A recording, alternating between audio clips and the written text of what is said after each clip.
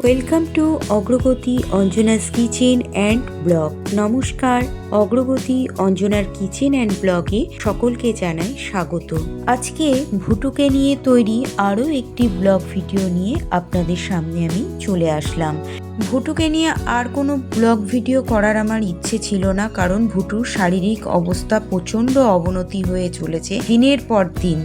কিন্তু ইউটিউবের থেকে আমি অনেক শুভকামনা পেয়েছি ভুটুর জন্য, আর একজন ইউটিউবার বোনের অনুরোধের জন্য আবারও ভুটুকে নিয়ে আমি আরেকটি ব্লগ ভিডিও নিয়ে আসলাম আপনাদের সামনে। ভুটুর শরীরের কন্ডিশন অত্যন্ত খারাপ, ওর দিনকে দিন আরও খারাপ অবস্থা হয়ে গেছে। দেখুন, ওর চেহারার অনেক পরিবর্তন হয়েছে। আজকে ভিডিওর শেষে আপনারা দেখতে পারবেন যে ভুটু বছর দুয়েক আগে কতটা সুন্দর দেখতে ছিল আর এখনকার অবস্থা ভুটুকে দেখতে কেমন হয়েছে। দেখুন, এই ভিডিওটার মধ্যে দেখলেই বুঝতে পারবেন যে ভুটু কতটা অসুস্থ। চোখ বন্ধ করে দিচ্ছে বারবার, ভালো লাগছে না আজকে। মুখ দিয়ে নিঃশ্বাস নিচ্ছে, অক্সিজেনের মাত্রা মনে হয় কম হচ্ছে জানো।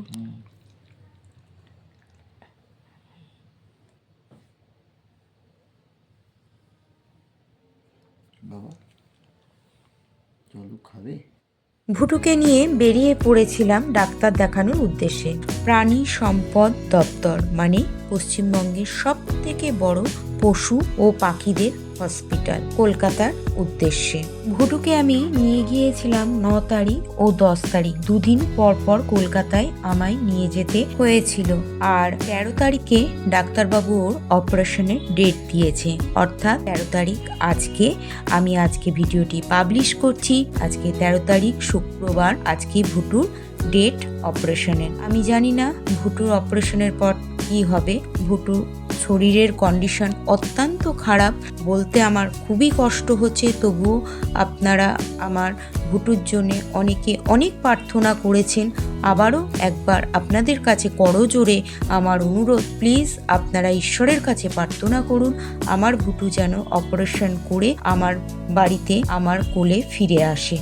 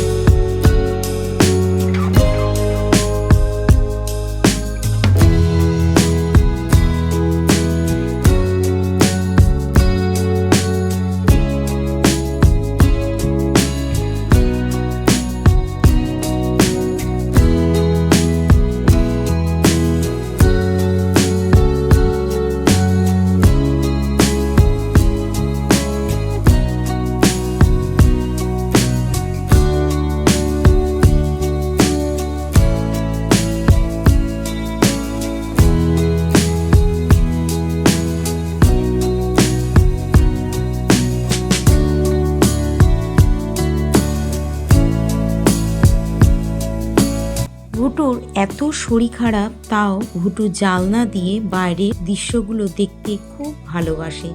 রাত্রির হোক বা দিন হোক, ওর শরীরে একটুও জোর নেই, বল নেই, দাঁড়াতে পারে না, অত্যন্ত দুর্বল।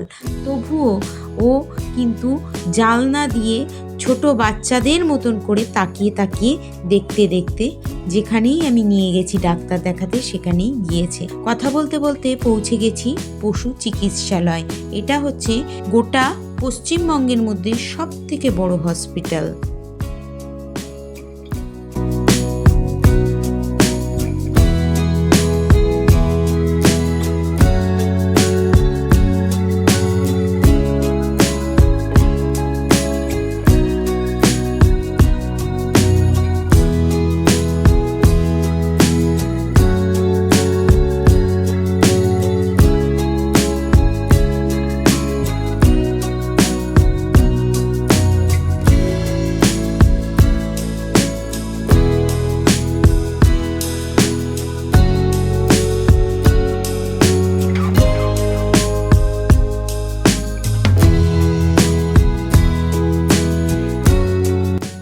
হসপিটাল চত্বরটি খুব সুন্দর ছিল।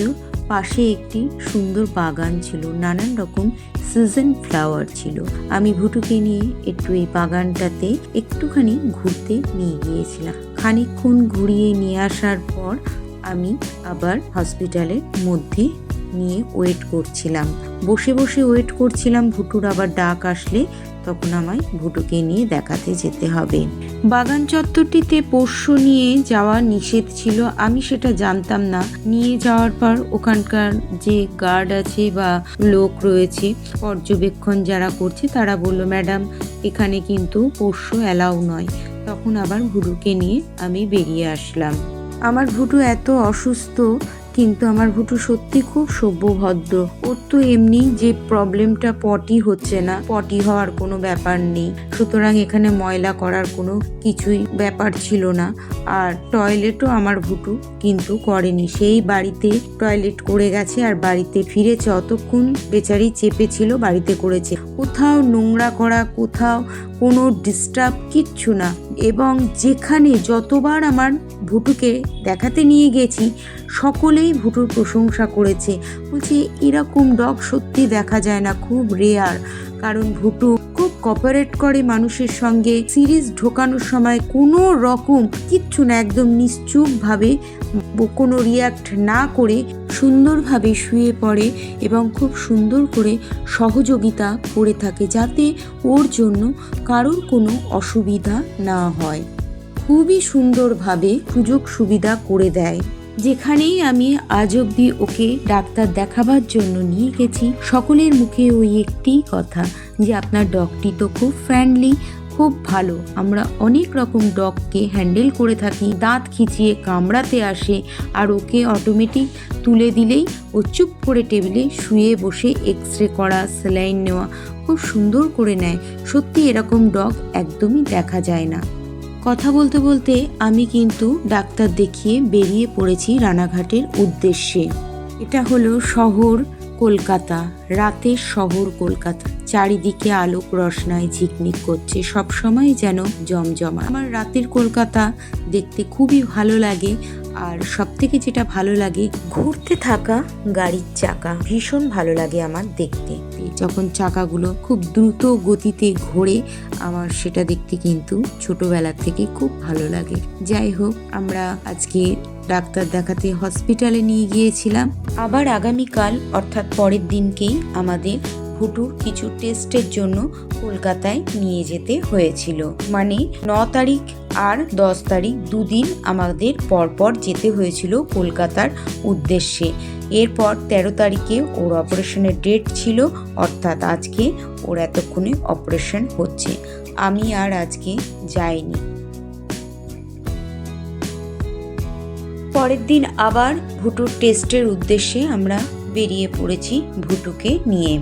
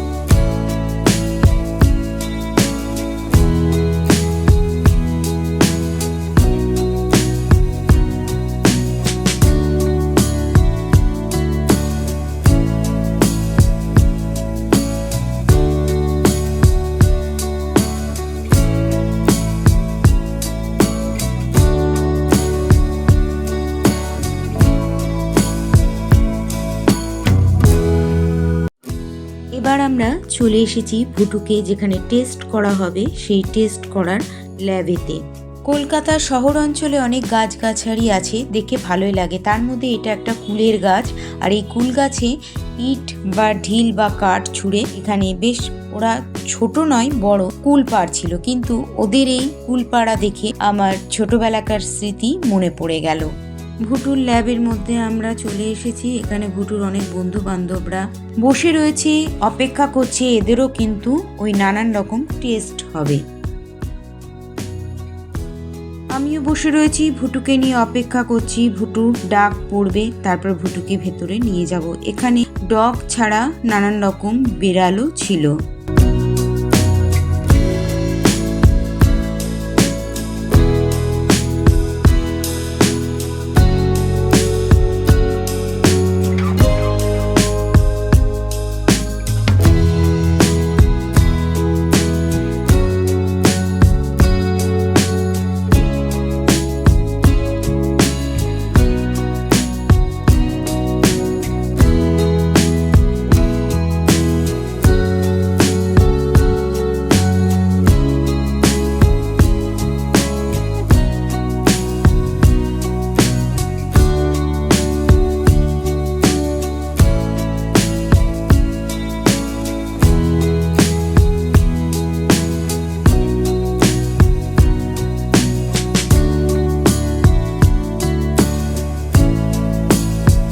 ভুটুকে ল্যাবের থেকে বের করে আবার একটু হসপিটালে নিয়ে গিয়েছিলাম স্যালাইন দেওয়ার জন্য।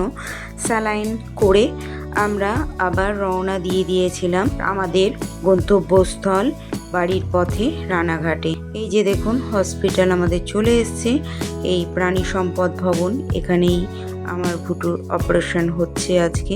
ভুটু কিন্তু এত অসুস্থ শরীর নিয়েও জানলা দিয়ে বাইরের দৃশ্য দেখতে খুব আকুল ভাবে দেখতে থাকে তাকিয়ে, আর ওর এই জিনিসটা দেখতে আমার ভীষণ ভালো লাগে।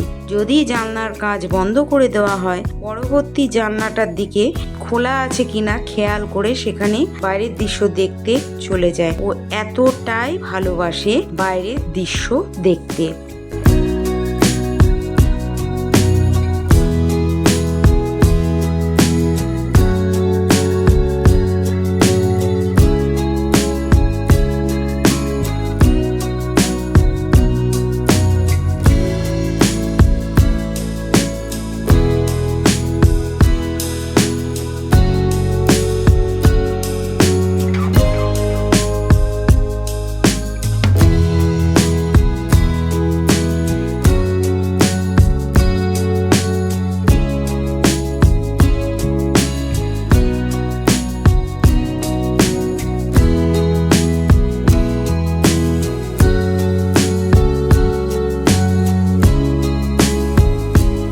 রাতের সুন্দরী মহানগরী কলিকাতার দৃশ্য দেখতে দেখতে আমরা রানাঘাটে চলে আসলাম। আর 13 তারিখের অপেক্ষা। জানি না 13 তারিখে ভুটুর ওটিতে কি হবে, কারণ ওর ক্ষীণ শরীর এবং শরীরের কন্ডিশন প্রচণ্ড খারাপ। তবুও লাস্ট চেষ্টা করবার জন্য অপারেশন করতেই হবে। অপারেশন করা ছাড়া আর কোনো উপায় নেই। এখন শুধুমাত্র ঈশ্বরের আশীর্বাদ ছাড়া আর কিছুই করার নেই। আমাদের হাতে আর কিচ্ছু নেই। আপনাদের কাছে আমার একান্ত অনুরোধ, আপনারা সকলে ভুটুর জন্য প্রার্থনা করবেন। ভুটু যেন অপারেশনের ওটিতেও কোনো কিছু খারাপ বিপদ না হয়, ও ভালোভাবে সুস্থ হয়ে আবার আমার কাছে ফিরে আসে। আর আমি এরপর যেন সুস্থ হয়ে যাওয়ার ভিডিওটি আপনাদের সামনে তুলে ধরতে পারি। সঠিক সময়ে সঠিক চিকিৎসকের সন্ধান না পাওয়ার দরুন অনেক অবলা প্রাণীদের প্রাণ হারাতে হয়ে থাকে। আজকে আমার ভুটুর এরকম এত দুরবস্থা হতো না যদি আমি প্রথমেই এই ডাক্তারটির সন্ধান পেতাম। নানান ডাক্তারের কাছে আমি নিয়ে গেছি, শুধু ওর ওপরে ভুল ট্রিটমেন্টই করে গিয়েছে। ভুটুর সব থেকে বেশি অবস্থার অবনতি হয়েছে কুণাল চক্রবর্তী ডাক্তারের কাছে নিয়ে যাওয়ার পর। সব থেকে বেশি দায়ী চুচড়োর আন্তরিকের কুণাল চক্রবর্তী। উনি পশু চিকিৎসকের নামে আমি বলবো কলঙ্ক। ফেসবুকেতে সেদিন হট করে দেখতে পেলাম একজন ভদ্রমহিলা তার পোষ্য মারা যাওয়াতে আর্তনাদ করছে, আর কুণাল চক্রবর্তীর ওপরে তার ক্ষোভ উপড়ে দিচ্ছি। তার পোষ্যটিও তার হাতে চিকিৎসার অধীনে ছিল এবং তার প্রতি এই ভুলভাল চিকিৎসা করার ফলে সেই পোষ্যটি মারা গিয়েছে। ভিডিওটির শেষে একটি কথাই বলবো, সঠিক চিকিৎসকের হাতে না পড়ে অনেক অবলা জীবই এইভাবে প্রাণ হারিয়ে থাকে। সকলের কাছে বিনীত অনুরোধ রইল, আজকে আমার ভুটুর অপারেশন হচ্ছে, আপনারা সকলে ঈশ্বরের কাছে প্রার্থনা করবেন যেন আমার ভুটু আগের মতন সুস্থ হয়ে বাড়ি ফিরে আসে আমার কাছেতে। আর সবশেষে ভিডিওটির শেষে ভুটুর কিছু ছবি আর ভিডিও ফুটেজ শেয়ার করলাম। আমার ভুটুর একবার 5টা পাপি হয়েছিল, একবারই ও বাচ্চা দিয়েছিল, তো সেই ছবি এবং ভুটুর সঙ্গে আমার পূর্বের কিছু ছবি শেয়ার করলাম আপনাদের সঙ্গে। ফটো দেখে বুঝতে পারছেন আমার ভুটু কতটা সুন্দর ছিল আর আজকে ভুটুর কি পরিণতি করে দিয়েছে এই ধরনের চিকিৎসকেরা মিলে ভুলভাল ট্রিটমেন্ট করে। দেখুন ভুটু এখন অসুস্থ অবস্থায়, হাড়ার কি অবনতি হয়েছে, হাড় পাঁজর সব বেরিয়ে গেছে ভুটুর।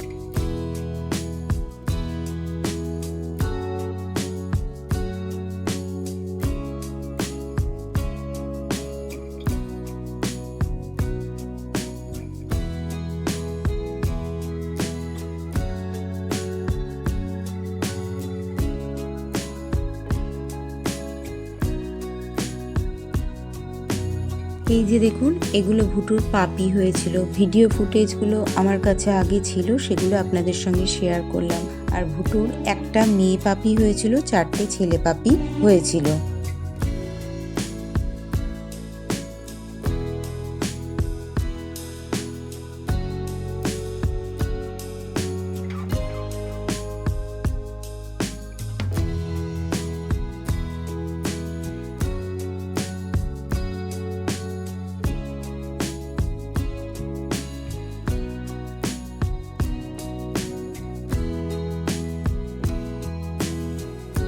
আর এই বাচ্চা পাপিটি হচ্ছে মেয়ে পাপিটা, যার সঙ্গে ভুটু সারাক্ষণ খেলাধুলো করত। আর বেশি কিছু আমার বলার নেই। সবাই খুব ভালো থাকবেন আর ঈশ্বরের কাছে প্রার্থনা করবেন ভুটু যেন আবার আমার কাছে ফিরে আসে।